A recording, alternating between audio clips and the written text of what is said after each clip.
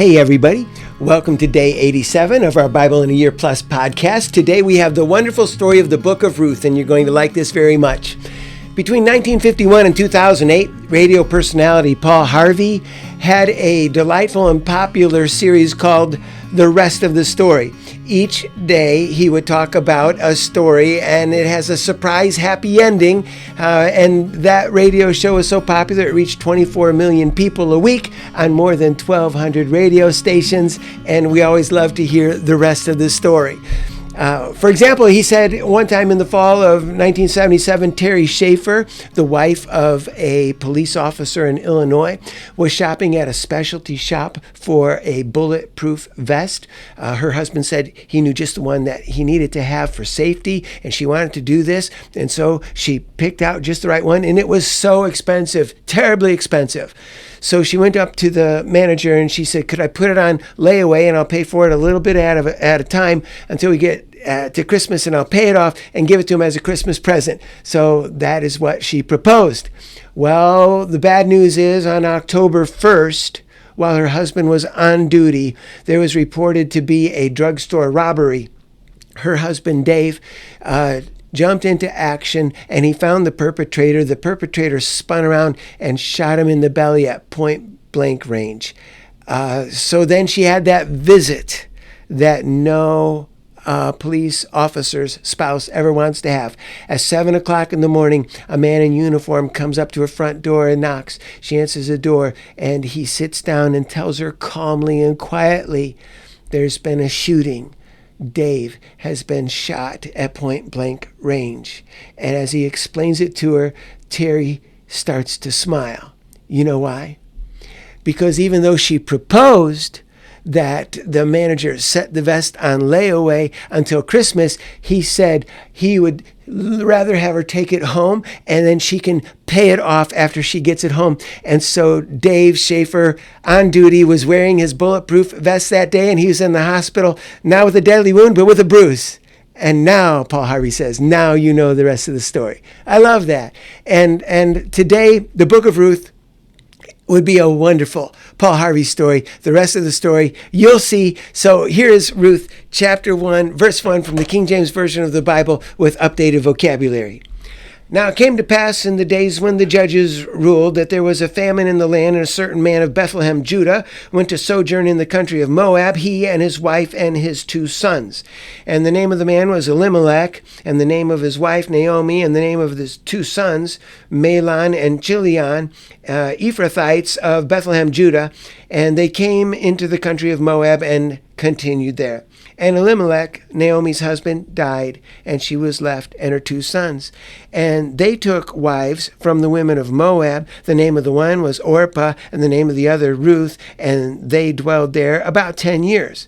And Mahlon and Chilion died also, both of them, and the woman was left without her 2 sons and her husband. Then she arose with her daughters-in-law, that she might return from the country of Moab, for she had heard in the country of Moab how that the Lord had visited his people in giving them bread. Therefore she went forth out of the place where she was, and her 2 daughters-in-law with her, and they went on the way to return to the land of Judah. And Naomi said to her 2 daughters-in-law, go, return each to her mother's house. The Lord deal kindly with you, as you have dealt with the deceased and with me. The Lord grant you that you may find rest, each of you in the house of her husband. Then she kissed them, and they lifted up their voice and wept. And they said to her, surely we will return with you to your people. And Naomi said, turn again, my daughters. Why will you go with me? Are there yet any more sons in my womb, that they may be your husbands? Turn again, my daughters, go your way, for I am too old to have a husband.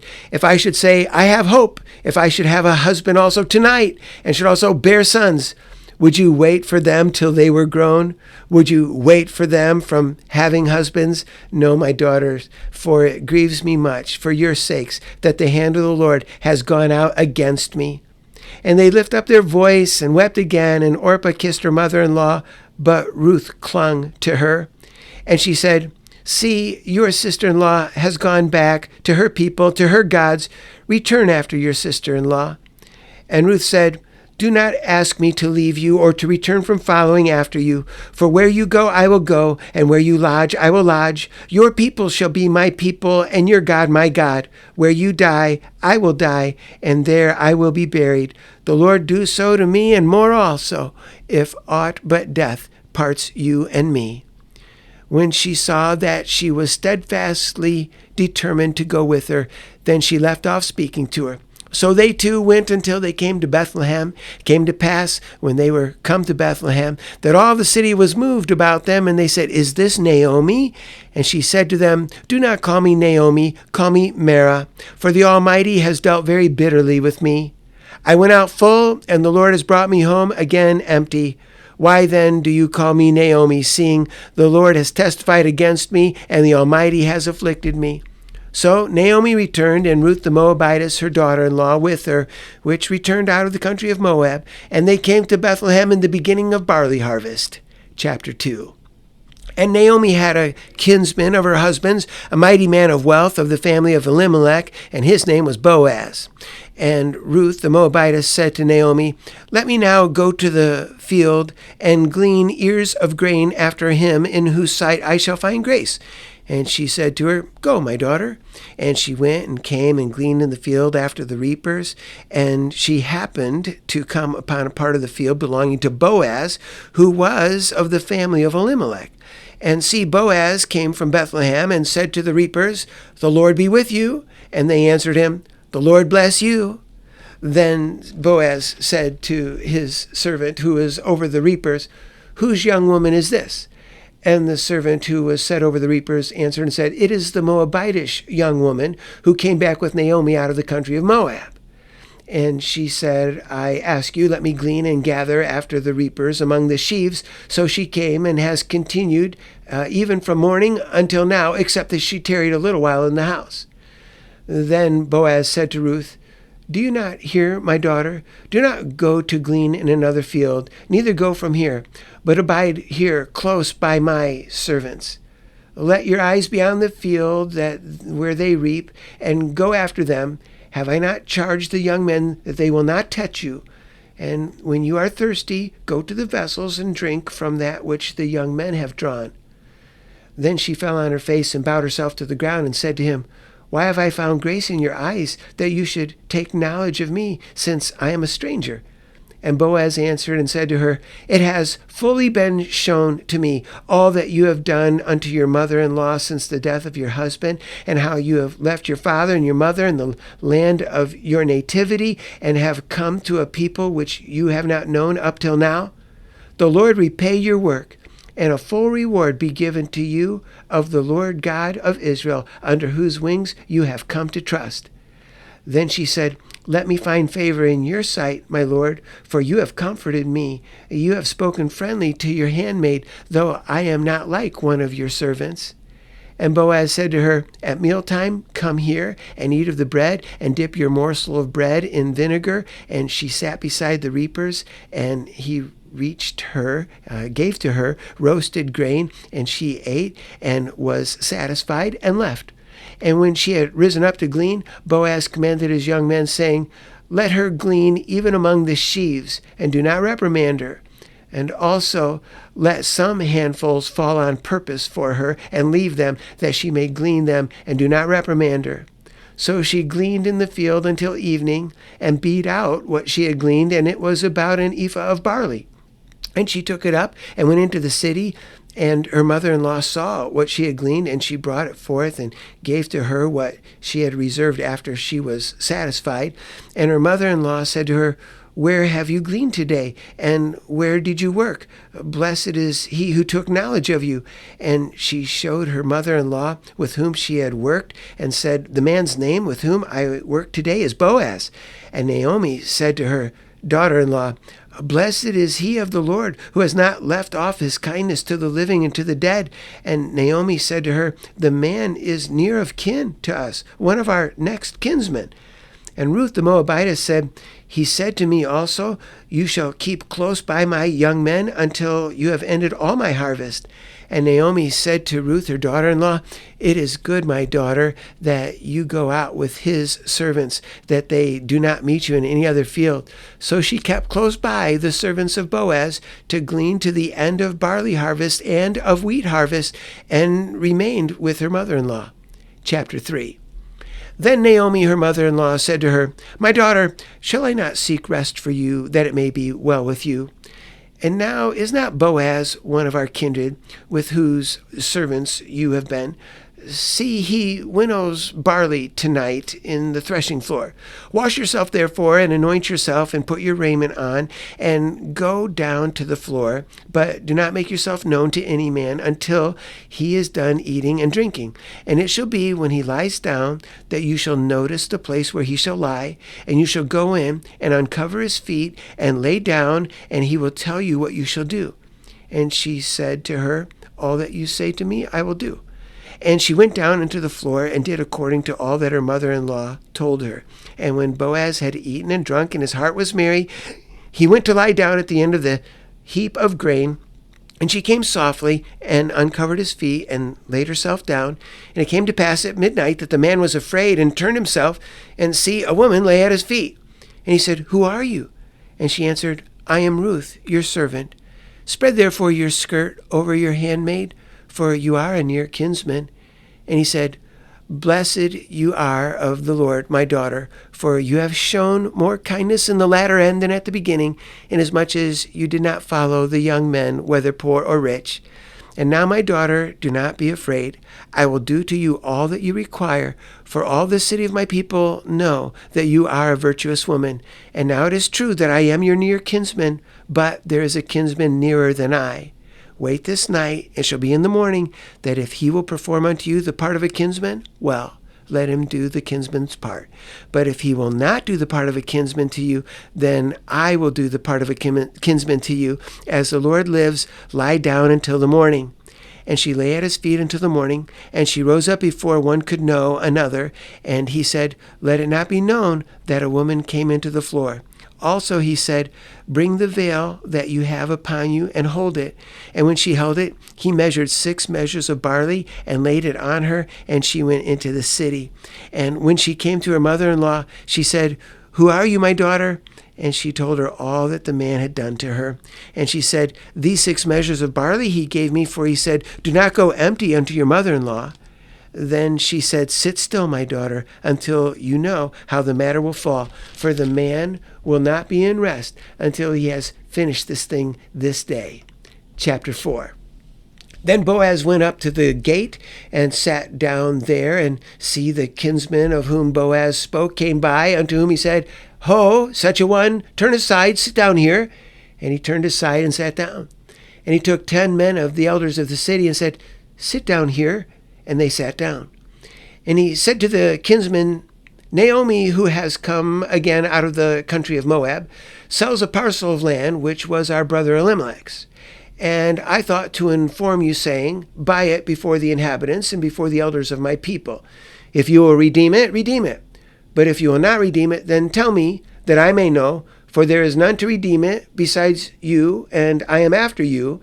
And he said, I will redeem it.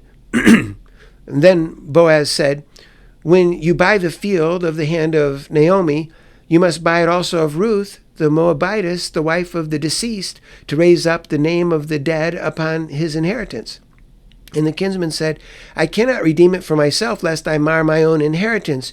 You redeem my right to yourself, for I cannot redeem it. Now this was the manner in former time in Israel concerning redeeming and concerning changing, to confirm all things. A man took off his shoe and gave it to his neighbor, and this was a testimony in Israel.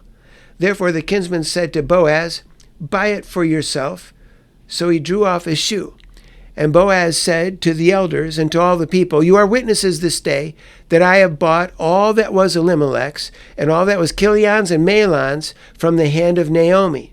Moreover, Ruth the Moabitess, the wife of Mahlon, I have purchased to be my wife, to raise up the name of the dead upon his inheritance, so that the name of the dead will not be cut off from among his brothers.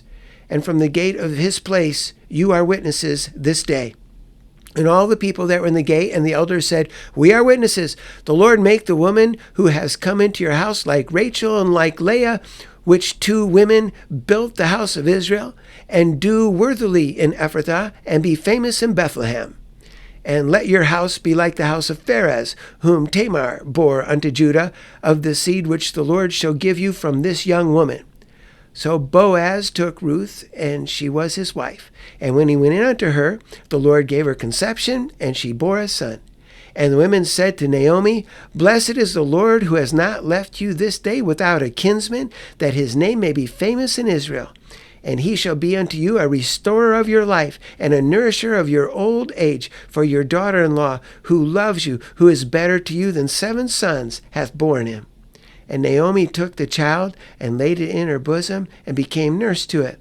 And the women, her neighbors, gave it a name, saying, There is a son born to Naomi, and they called his name Obed.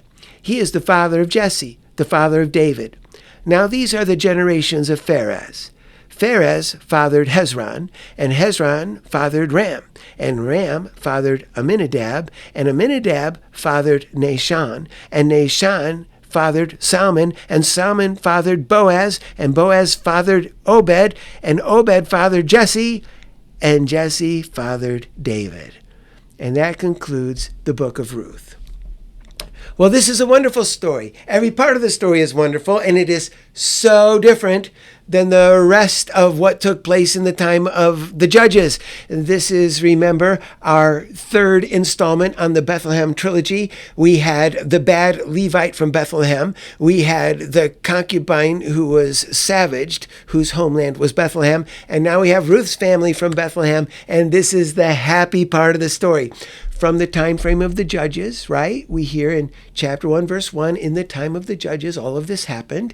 And you see that there was a famine that made Naomi move with her husband to Moab. And you know, famines were foretold if the Israelites wouldn't be obedient. And in the time of the Judges, they were not obedient. So this is what has happened. They went to Moab to avoid the famine. Now there is the end of famine back in Israel. So it occurs to Naomi that she should go back to her homeland. In chapter 1, verse 4, I'm reminding you that the Moabites are not Canaanites. So Boaz can marry Ruth as a Moabite. She's not a Canaanite. We're not allowed to marry the Canaanites, right? But we can marry our other neighbors not so near as the Canaanites. And so he is allowed, Boaz is allowed by law to marry a Moabite. But Ruth would never be able to come into the compound of the tabernacle. No Moabites would ever be allowed to do that. It says in chapter 2, verse 3, that Ruth happened to land in Boaz's field when it came time to glean. And of course, that's almost like tongue-in-cheek, almost like a joke. With a wink and a nod, the Bible is telling you she just happened to do this, right? But this is the Lord's orchestration from start to finish. In chapter 2, verses 4 through 17, we get a description of Boaz. And Boaz is what every Israelite should have been like. In the time of Judges, we have so few Boazes. But if every person in Israel had been like Boaz, then Israel would have been a paradise. And we're sorry that that's not the way it was. Boaz allows Ruth to glean in his fields. Again, you're getting the leftovers from what the harvesters have left, right? So he allows her to glean in his field for the entire barley harvest through the entire wheat harvest. So the barley harvest starts basically during Passover, right? The Feast of First Fruits. And so that's March, April. And then you go about 7 weeks to Pentecost. And that's the wheat harvest. That's the big ingathering. And so Ruth is gathering grain from Boaz's fields for something like 7 or 8 weeks. We realize here that Boaz has come to think very highly of her. And she thinks very highly of him. And she says, "Why are you being so good to me?" And he says, "Because I have heard how you have now come to trust the Lord of Israel, under whose wings you have come to trust." Isn't that great? And so they each have a very high regard for one another from the start. In chapter 3, verse 4 and verses 7 through 9, we see this whole episode of the blanket symbolism. Naomi tells Ruth, go lie down on the threshing floor. It's like a bunkhouse, men and women and children all lying during the harvest. So go lie down on the threshing floor, note where he lies, and then go there. And in the dark, when it's very dark, go and slide under his blanket. And when he asks you what you're doing, then you're going to say, I am open to the idea of being your wife, if you're open to the idea. So that's what's happening. You think, why all the cloak and dagger stuff? Why the blanket symbolism? Why not just ask? Why doesn't anybody come out and say? And it's such a great story because this is how all romances are, right? So Ruth can't just come out and ask him because she's a Moabite, like she's a nobody. And he's a man of wealth, and he's an Israelite, and not just an Israelite, he's a true Israelite gentleman. Does he want to have a Moabite for a wife who can't even come onto the tabernacle compound? She's not worthy. Well, why doesn't he just ask her? Well, he's already said, we could see you're a beautiful young woman, and the younger men, both rich and poor, have taken notice. I mean, I don't even have a shot. So he doesn't ask her, and she doesn't ask him, and they're both trying to save themselves from humiliation. And so in the dark, quietly, Ruth says, I would be your wife if you wanted me to. So they're just trying to read the room, read the body language. And he says, I do want you to. And so they have an agreement now, a casual engagement. But there's nothing they can do about it in the night. So next morning, we find that Boaz goes to the gate. This is, like the courthouse. And he calls his nearer kinsman because there is one family member who has first right of refusal. If he wants to redeem Elimelech's property and help Naomi and help Ruth, he's a nearer kinsman than Boaz. So it's up to him. Now, what's so great about this is we have two charities going on, and we don't understand all the legalities. The commentators are all over the map with this, but we have apparently two charities going on. One is the kinsman redeemer. So, if you brought something that you love to the pawn shop, I could go redeem it from the pawn shop and hand it back to you. And that doesn't mean I'm going to marry you, right? I could do this for a man. I could do it for a neighbor. That doesn't mean I'm going to marry you. That's a kinsman redeemer. I'm going to go redeem what you have sold because you ran out of money. I'm going to go redeem it, and I'm going to give it to you. That doesn't mean I'm going to marry you. But then we also have a second charity, which is levirate marriage. And so now Boaz is saying, I will marry you, and I will buy back all your property so it'll stay in the family. But when he goes to the gates of the city and he approaches the nearer kinsman and he says, do you want to buy this property? He says yes, because he's thinking, I can just merge it with my own property and it'll be great. And then Boaz reminds him, but you can't just give Naomi and Ruth a few $1,000s for their trouble, a few $1,000s for their land, and then leave them hanging out to dry. What are you going to do for them? And he says, well, I can't raise an old woman and a young woman, and the young woman will probably have children, and my own children are not going to want to share the inheritance with Ruth's children. And it's sort of like if you have a 65-year-old dad whose wife died, your mom has died, and he remarries a, say, 40-year-old woman, and you think, oh no, dad is going to have children with this lady, and she's going to outlive us, and the children are going to come along and outlive us, and we're not going to have much inheritance because dad remarried. So this man is saying, I'm not going to remarry. I don't want to redeem it. So now Boaz becomes the kinsman redeemer and the one who exercises the charity of levirate marriage to marry Ruth and raise up a family. And in a way, Ruth's child will be like his child, and it'll also be like her deceased husband's child, sort of both. And so he's done a fine thing. Two charities. And then you come to the punchline. So at the very end, this story is wonderful all by itself. We have a beautiful young lady and we have a gentlemanly Israelite, and they're coming together and they love each other. What could be better than this? And the answer is the end of the story. So the genealogy is that Judah fathered Pharez through Tamar. Tamar, remember, it was deception, pretending to be a prostitute, but still a happy ending. And then Pharez fathered Nahshon. Nahshon, he's the prince of the tribe of Judah, the one who went first in the march. He's wonderful. He's the prince. And Nahshon fathered Salmon.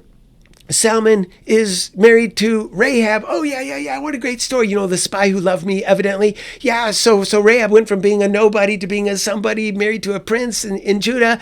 And then Boaz was fathered by this prince, Salmon. And Boaz fathered Obed. Obed fathered Jesse. And Jesse fathered King David. Knock me down with a feather. This Moabite Ruth is now in the ancestral line of King David. And as you know, that's going to be the ancestral line of Messiah. Knock me down with a feather. If we were 2 decades earlier, then Paul Harvey could say, and now you know the rest of the story. And isn't that a great story? So what's our life lesson in the book of Ruth? It is that beautiful thing. I love it so much when Boaz says, I think very highly of you because I have heard how you have now come under the wing of the God that you have learned to trust. And isn't that great? So I thought that would be the right thing for us, that we would all freshly rest again under the wing of the God we are learning to trust, and the God who loves us and orchestrates all this phenomenal rest of the story orchestration for a happy ending. And so let's let that be our prayer. And right now, you and I are going to burrow freshly into that safe space under the Lord's wing. And I hope you'll pray right along with me as I pray out loud. Father God, we do today in this prayer want to nestle in safely again under the wing of you, our wonderful God, the God of Israel, that we are learning to trust. And Lord, as we nestle in, we thank you so much for that wing and for that safe place. And we ask that you'll take care of us always and orchestrate our lives for a rest of the story ending. We pray this in Jesus' name. Amen. Well, okay. God bless you. As always, thank you for joining me for day 87 of our Bible in a Year Plus podcast. And I sure hope we get to meet again tomorrow. Bye-bye.